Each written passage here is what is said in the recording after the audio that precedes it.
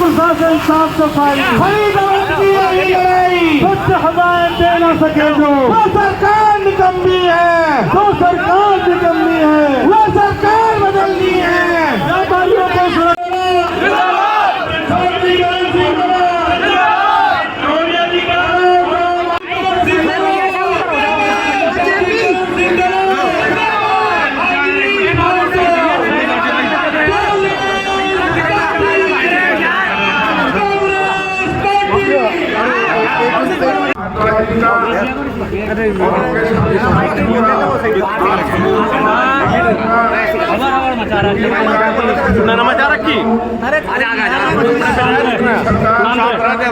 बकवास मत कर जाता। आज आपको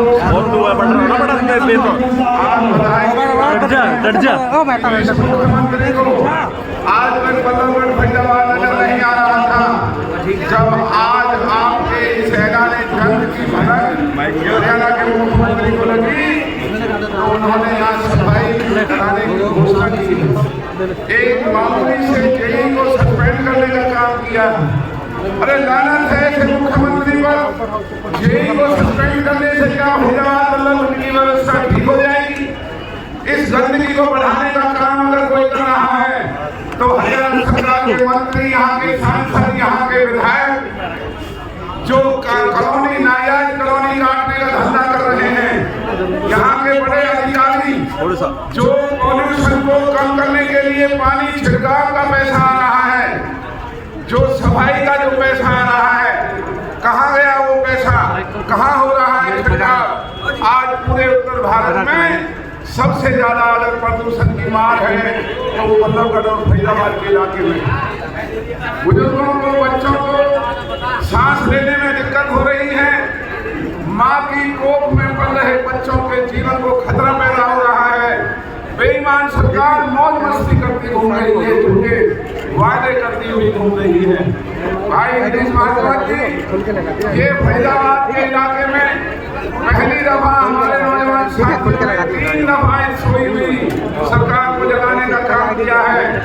और हम आपको विश्वास दिलाते हैं कि अगर ये सरकार जागृत नहीं हुई, अगर इस प्रदूषण को कम करने में जो यहाँ के पॉल्यूशन डिपार्टमेंट के अधिकारी करोड़ों रुपए कमा रहे हैं, अवैध कारखानों को चलवा रहे हैं, जो यहाँ सफाई कूड़ा करकट के नाम पर उठाने का जो पैसा खर्च हो रहा है, वो यहाँ के बड़े अधिकारियों से बजा रहा है। हम ये कभी नहीं होने देंगे।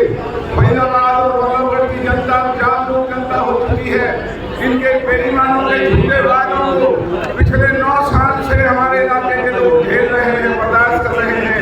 लेकिन जब आज हमारे इलाके की जानों के साथ खिलवाड़ करता हुआ ये प्रदूषण हमारे लिए खतरा बन रहा है, और मैं बधाई देता हूँ भाई गिरीश भागवत जी को, भाई जगन जागर जी, भाई अनिल, भाई रोहित और सभी साथियों को, हमारे भाई राजा राम जी भी अभी आए हैं, कि ये प्रदूषण अकेले कांग्रेस के लोगों के लिए खतरा नहीं बन रहा है। ये प्रदूषण अकेले उन लोगों के लिए खतरा नहीं बन रहा है जिन्होंने बीजेपी की सरकार बनाई थी, बल्कि सभी के लिए प्रदूषण का खतरा बढ़ रहा है। हमें अपनी आवाज को बुलंद करना होगा। हमें इस सरकार को सामने खड़े होकर के इन्हें मजबूर करना होगा कि जो प्रदूषण के नाम पर करोड़ों लोगों को धकाने का काम अधिकारी और यहाँ के मंत्री, सांसद और विधायक कर रहे हैं। आप सभी का इतनी भारी तादाद में ठीक है जी, ठीक है।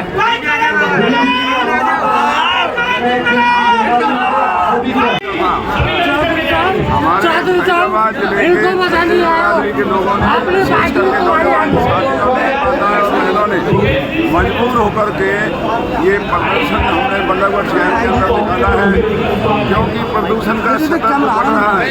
वो बुजुर्गों के लिए, औरतों के लिए, बच्चों के लिए खतरे का कारण बन रहा है। बीमारियां घर कर रही हैं, ना कोई छिड़काव हो रहा है, ना कहीं सफाई को नियमित करने के लिए कोई कदम उठाए जा रहे हैं।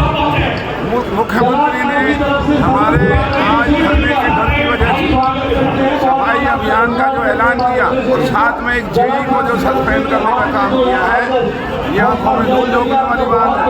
अगर मुख्यमंत्री को सस्पेंड करना है तो जो यहाँ के बड़े अधिकारी हैं उनको सस्पेंड करें, जो यहाँ के बीजेपी के विधायक हैं, सांसद हैं, जो नाजायज कॉलोनी काट रहे हैं, जो नाजायज बसों को चला रहे हैं, वजह से ये प्रदूषण बढ़ रहा है। बड़े अधिकारी अपनी जेबें भरने का काम कर रहे हैं, उनके खिलाफ अगर ये कुछ आज कार्रवाई होती तो हमारे मन में थोड़ी तसल्ली होती। ऐसा ना अवैध रूप से प्लॉटिंग हो रही है, अवैध रूप से बसें चल रही हैं, किन लोगों की ये बसें हैं और क्या कुछ कार्रवाई उनके खिलाफ आप चाहते हैं?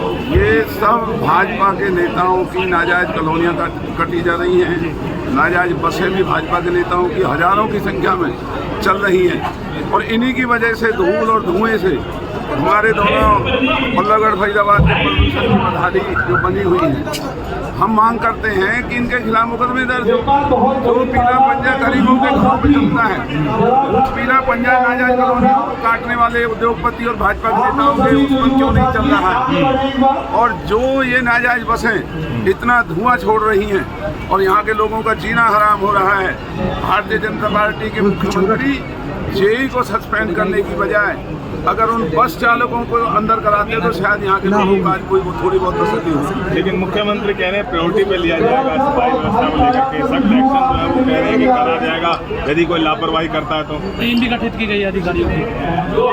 आज जब लोगों की हालत बद से बदतर हो चुकी है और आज भाई गिरीश भारद्वाज और हमारे साथियों ने जो प्रदर्शन का जो आज यहाँ ऐलान था उसके डर के मारे आज इन्होंने ये छोटी सी घोषणा की है, लेकिन भाजपा के मुख्यमंत्री और इनके मंत्री सांसद झूठ बोलने के आदी हैं। जितनी घोषणाएं इन्होंने अपनी सब झूठ साबित हुई हैं, लेकिन हम सब कुछ बर्दाश्त कर सकते हैं। लेकिन अब आने वाले दिनों में प्रदूषण की मार जो ये हमारा जिला फरीदाबाद झेल रहा है, जिसमें भाजपा के लोग भी इसमें सांस की दिक्कत में वो भी हैं, तो अब हम ये बर्दाश्त कतई नहीं करेंगे। हम थोड़े दिन मुख्यमंत्री की घोषणा का असर देखते हैं। अगर प्रदूषण का स्तर घटता है, नाजायज कॉलोनियों के ऊपर नाजायज कारखाने जो छोटे छोटे प्लॉटों में तब्दील हो रहे हैं, नाजायज बसें जो चल रही हैं, इनके ऊपर अगर रोक लगती है तो ठीक है, वरना आने वाला जो हमारा जो कार्यक्रम है और सख्त होगा। हम सरकार को मजबूर करेंगे कि हरियाणा के अंदर फरीदाबाद जिले के लोगों के जीवन के साथ खिलवाड़ ना करें और लोगों को शुद्ध सांस लेने का अधिकार है, लोगों को शुद्ध पानी पीने का अधिकार है जो नहीं मिल रहा है, सफाई होने का अधिकार है जो नहीं हो रही है। उसके लिए आज गिरीश भारद्वाज, भाई जगन्नाथ और हमारे साथियों ने जो ये इतना अच्छा कार्यक्रम किया है, मैं उन्हें बधाई देता हूँ। दलाल साहब, 5 राज्यों में चुनाव हुए हैं, तो क्या मानते हैं किस तरीके से रहेगा माहौल वहाँ का? वहाँ जो होगा वो तो 3 तारीख को पता चलेगा, लेकिन अगर आज हरियाणा में चुनाव होता है तो मैं दावे से कह सकता हूँ कि लोकसभा और विधानसभा में भाजपा औंधे मुंह पड़ेगी, इनकी जमानत तक नहीं बचेगी और ये गांवों में घुस नहीं सकेंगे। लोग इनका इतना सख्त विरोध कर रहे हैं कि हरियाणा के चुनाव आज करा के देख लें, भारतीय जनता पार्टी की जमानत नहीं बचेगी। दलाल साहब, आपने अवैध प्लॉटिंग का जो नाम लिया है, आपने कांग्रेसियों के भी नाम लिए थे, आपने हाईकमान को ये बात बताई है? उस दिन दीपेंद्र हुड्डा से भी वार्ता किया था, वो कह रहे हमें कोई जानकारी नहीं है। ये तमाम कांग्रेस के नेताओं को जो इस गैर कानूनी धंधों में संलिप्त हैं उनकी जानकारी हमने सबको दी है, हमने आपको भी दी है, हमने हाईकमान को भी दी है और उनसे भी निवेदन कर रहे हैं भाई लोगों को बचाने के लिए इस यज्ञ में हमारा साथ दें। ये लोगों अगर लोग ही नहीं बचेंगे, ये बीमारी अगर यहाँ महामारी का रूप ले लेगी तो ये धंधे और कारोबार कहाँ जाएंगे? धन्यवाद।